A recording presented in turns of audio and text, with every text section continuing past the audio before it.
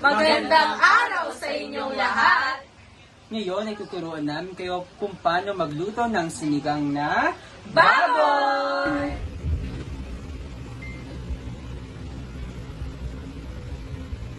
Bago natin simulan, narito ang mga kasangkapan sa pagluluto ng sinigang na baboy. Una, kangkong at sinigang sampalok mix. Sitaw at gabi. Okra at siling green. sibuyas at kamatis. At syempre, hindi mawawala ang baboy!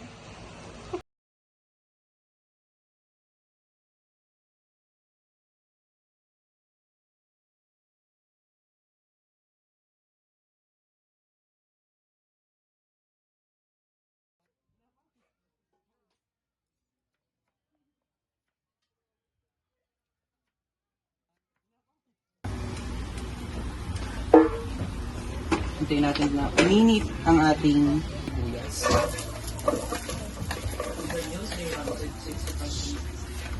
Natin ang kamatis.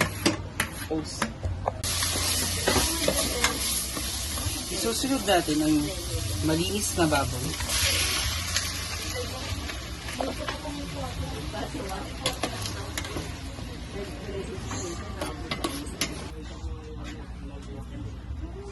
At tatakpan natin at pakuluin.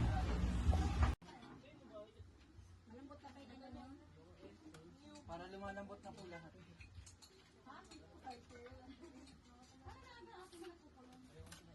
Dalagyan na natin ang sinigang mix.